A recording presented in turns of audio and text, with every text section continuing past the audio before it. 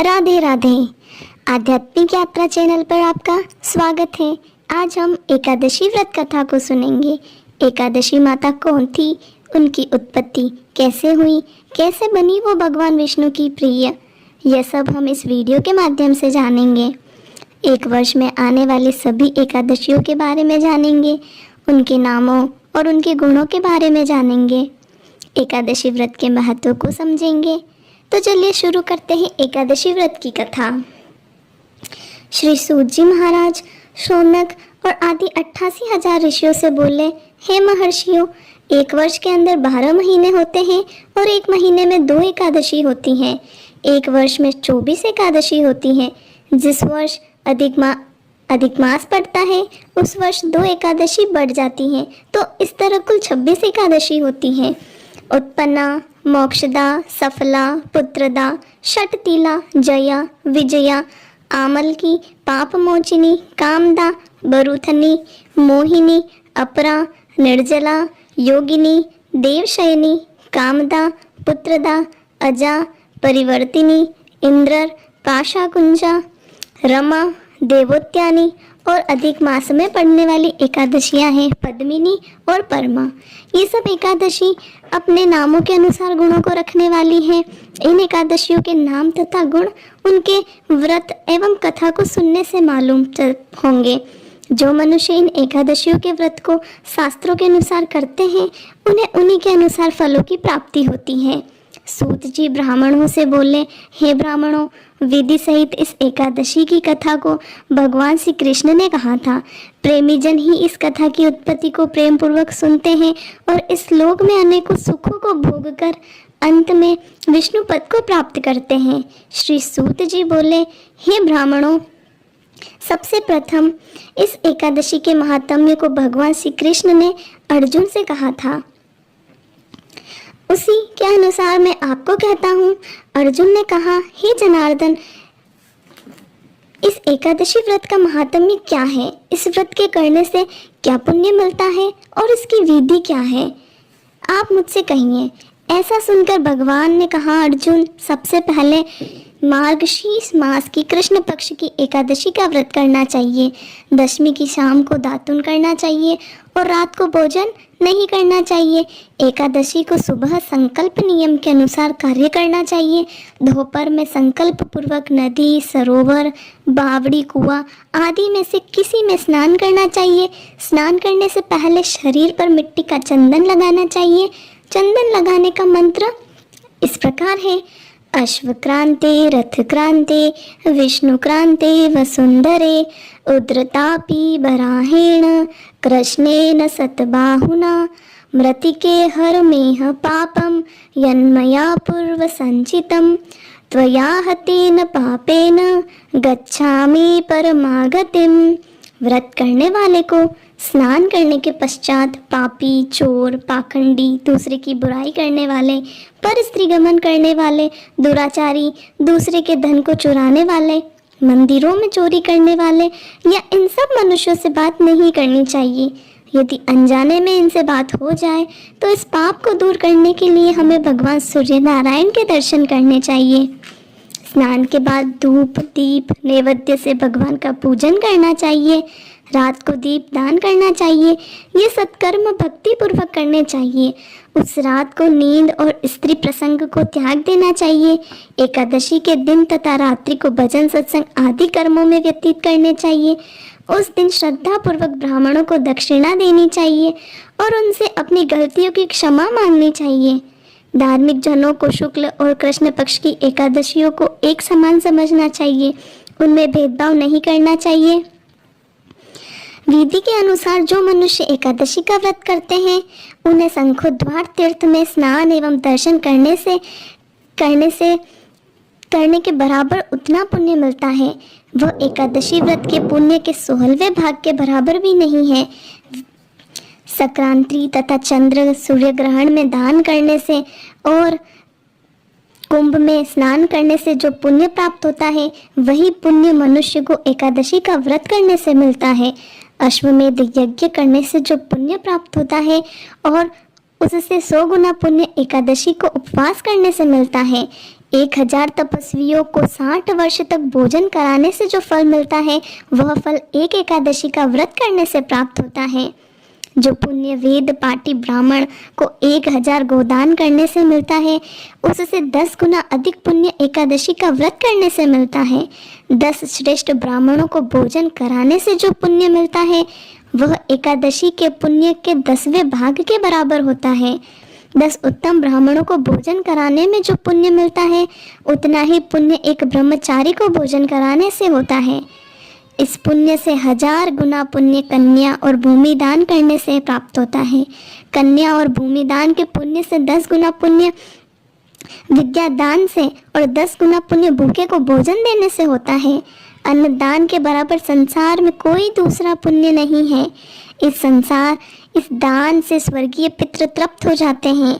इस दान का महात्म्य देवता भी वर्णन नहीं कर सकते हैं। निर्जल व्रत करने का आधा फल एक बार भोजन कराने के बराबर होता है। उपरोक्त कोई सा एक व्रत जरूर करना चाहिए। एकादशी का व्रत करने पर यज्ञ दान तप आदि मिलते हैं। अतः एकादशी का व्रत हमें अवश्य ही करना चाहिए। इस व्रत में संग से जल नहीं पीना चाहिए। मछली सुअर तथा अन्य एकादशी में वर्जित है, यानी कि हमें मांसाहारी भोजन नहीं करना चाहिए। एकादशी व्रत का फल 1000 यज्ञों से भी अधिक है। ऐसा सुनकर अर्जुन ने कहा, हे भगवान, आपने इस एकादशी के पुण्य को अनेकों तीर्थों के पुण्य के श्रेष्ठ तथा पवित्र क्यों बतलाया है? भगवान बोले, हे अर्जुन, सतयुग में एक महाभयंकर मूर नामक दैत्य था। उस मूर दैत्य ने सभी देवताओं को अत्यंत भयभीत कर रखा था। दैत्य ने इंद्र आदि देवताओं को जीत कर उनका जो राज्य था उसे हड़प लिया। तब देवेंद्र भगवान शिव के पास जाकर बोले कि हम मूर दैत्य के अत्याचारों से बहुत परेशान हैं। कृपा करके हमें इस दुख से बाहर निकालने का उपाय बताइए। महादेव बोले, देवेंद्र, आप भगवान श्री विष्णु भगवान के पास जाइए और इंद्र तथा अन्य देवता क्षीर सागर, जहाँ पर भगवान विष्णु से सैया पर शयन कर रहे थे और देवताओं सहित इंद्र से उनकी इस प्रकार स्तुति की, हे देवताओं, हे दैत्यों के सहारक, हे मधुसूदन, आप हमारी रक्षा करें। हे जगन्नाथ, समस्त देव दैत्यों से भयभीत होकर हम आपकी शरण में आए हैं। आप ही संसार के कारक और कर्ता हैं, सबके माता पिता हैं, जगत की उत्पत्ति, पालन और संहार करता है तथा देवताओं की सहायता करने वाले और शांति प्रदान करने वाले हैं। आकाश पाताल आप ही हैं। तीनों लोकों को उत्पन्न करने वाले ब्रह्मा, सूर्य, चंद्र, अग्नि, हव्य, स्मरण, मंत्र, यजमान, यज्ञ, कर्म, कर्ता, भोक्ता आदि आप ही हैं। हे देव, शरण में आए हुए कि आप रक्षा करने वाले हैं। इस समय दैत्यों ने हमें स्वर्ग से निकाल दिया है। अब आप हमारी रक्षा कीजिए। देवताओं द्वारा करुण वाणी को सुनकर श्री विष्णु भगवान बोले, हे देवताओं, वो कौन सा दैत्य है जिसने देवताओं को जीत लिया है? कहाँ रहता है तथा उसमें कैसा बल है? ये सब मुझसे कहो। भगवान के वचनों को सुनकर इंद्र बोले, हे भगवान, प्राचीन समय में नाड़ीजंग नाम का एक दैत्य था। उस दैत्य की ब्रह्मवंश से उत्पत्ति हुई थी। उसी दैत्य के लड़के का नाम मूर है। वह अपनी राजधानी चंद्रावती में, जिसने अपने बल से समस्त विश्व को जीतकर और सब देवताओं को देवलोक से निकालकर इंद्र, अग्नि, यम, वरुण, चंद्रमा, सूर्य बनकर पृथ्वी को तपाता है, मेघ बनकर जल की वर्षा करता है। अतः आप उस दैत्य को मारकर देवताओं की जीत कराओ। इंद्र के वचन सुनकर श्री विष्णु भगवान बोले, हे देवताओं, मैं तुम्हारे शत्रुओं का शीघ्र ही संहार करूंगा। अब सब चंद्रावती नगरी को जाइए। इस प्रकार भगवान विष्णु देवताओं से कहकर उनके पीछे पीछे चंद्रावती नगरी को चल दिए। उस समय मूर अनेक दैत्यों के साथ युद्ध भूमि में गरज रहा था। युद्ध होने पर असंख्य दानव अनेकों अस्त्र शस्त्रों को धारण कर देवताओं से युद्ध करने लगे, परंतु देवता दानवों के आगे एक क्षण भी न ठहर सके। तब भगवान भी युद्ध भूमि में आ गए। भगवान विष्णु को देखा तो उन पर अस्त्र शस्त्रों का प्रहार करने लगे। भगवान भी चक्र और गदा से उनके शस्त्रों को नष्ट करने लगे। युद्ध में अनेकों दानव सदैव के लिए सो गए, परंतु दैत्यों का राजा मुर भगवान के साथ निश्चल भाव से युद्ध करता रहा। भगवान विष्णु मुर को मारने के लिए जिन जिन शस्त्रों का प्रयोग करते वे सब उसके तेज से नष्ट होकर उस पर पुष्पों के समान गिरने लगे। वह आपस में मल्ल युद्ध करने लगे, परंतु उस दैत्य को न जीत सके। अंत में भगवान विष्णु शांत होकर विश्राम करने की इच्छा से बद्रिकाश्रम गए। उस समय 48 कोस लंबी एक द्वार वाली हेमवती नाम की गुफा में शयन करने के लिए भगवान अंदर गए। हे अर्जुन, अतः मैंने उस गुफा में शयन किया। वह दैत्य भी वहां आ गया, मुझको शयन करता देख मारने को तैयार हो गया। उसी समय मेरी देह से एक अत्यंत सुंदर कन्या दिव्य अस्त्र धारण करके उत्पन्न हुई और दैत्य के सामने आकर युद्ध करने लगी। वह दैत्य इस कन्या से लगातार युद्ध करता रहा। कुछ समय बीतने पर इस कन्या ने क्रोध में आकर उस दैत्य के अस्त्र शस्त्रों के टुकड़े टुकड़े कर दिए, रथ तोड़ दिया। तब वह दैत्य महान क्रोध करके उससे मल्ल युद्ध करने लगा। उस कन्या ने उसको धक्का मारकर मूर्छित कर दिया। जब वह दैत्य मूर्छा से जागा तो उस कन्या ने उसका सिर काटकर यमपुर पहुंचा दिया। अन्य समस्त दानव भी ऐसा देखकर पाताल लोक को गए। जब भगवान विष्णु की निद्रा टूटी तो उस दैत्य को मरा देखकर अत्यंत आश्चर्य करने लगे और विचारने लगी, इस दैत्य को किसने मारा है। तब वह कन्या भगवान से हाथ जोड़कर बोली कि हे भगवान, यह दैत्य आपको मारने को तैयार था, तब मैंने आपके शरीर से उत्पन्न होकर इसका वध किया।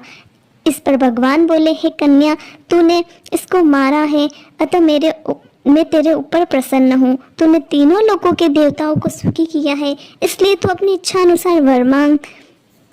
कन्या बोली, हे भगवान, मुझे यह वरदान दीजिए कि जो मेरा व्रत करे उसके समस्त पाप नष्ट हो जाए और अंत में स्वर्ग को जाए।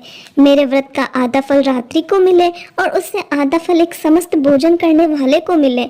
जो मनुष्य भक्ति पूर्वक मेरे व्रत को करे वह निश्चय ही आपके लोक को प्राप्त करे। कृपया मुझे ऐसा ही वरदान दीजिए। जो मनुष्य मेरे दिन तथा रात्रि को भोजन करे वे धन धान्य से भरपूर रहे। इस पर भगवान विष्णु उस कन्या से बोले, हे कल्याणी, ऐसा ही होगा। मेरे और तेरे भक्त एक ही होंगे और अंत में संसार प्रसिद्धि को प्राप्त होकर मेरे लोक को प्राप्त करेंगे। हे कन्या, एकादशी को पैदा होने से तेरा नाम भी एकादशी हुआ। जो मनुष्य तेरे इस दिन का व्रत करेंगे उनके समस्त पाप नष्ट हो जाएंगे और अंत में मुक्ति को प्राप्त करेंगे। तू मेरे लिए अब तीज, आठम, नौमी और 14 से भी अधिक प्रिय है। तेरे व्रत का फल सब तीर्थों के फल से महान होगा। यह मेरा कथन सत्य है। ऐसा कहकर भगवान उसी स्थान पर अंतर्ध्यान हो गए। एकादशी भी भगवान के उत्तम वचनों को सुनकर अत्यंत प्रसन्न हुई। हे अर्जुन, सब तीर्थों, दानों, व्रतों के फल से एकादशी व्रत का फल सर्वश्रेष्ठ है। मैं एकादशी व्रत करने वाले मनुष्यों के शत्रुओं को, विघ्नों को नष्ट कर देता हूँ और उन्हें मोक्ष दिलाता हूँ। एकादशी पापों को नष्ट करने वाली और सिद्धि को दिलाने वाली है। उत्तम मनुष्यों को दोनों पक्षों की एकादशियों को समान समझना चाहिए। उनमें भेदभाव मानना उचित नहीं है। जो पुरुष विष्णु भक्त हैं वे धन्य हैं। जो मनुष्य एकादशी महात्म्य का श्रवण व पठन करते हैं उनको अश्वमेघ यज्ञ का फल मिलता है। जो मनुष्य भक्ति पूर्वक कथा को सुनते हैं वे विष्णु लोक को जाते हैं और करोड़ों वर्षों तक उनकी उस जगह पर पूजा होती है। जो एकादशी महात्म्य के चौथाई भाग को भी सुन लेते हैं उनके ब्रह्म हत्या जैसे महान पाप नष्ट हो जाते हैं। एकादशी व्रत के बराबर कोई भी दूसरा व्रत नहीं है। धन्यवाद। ओम नमो नारायण।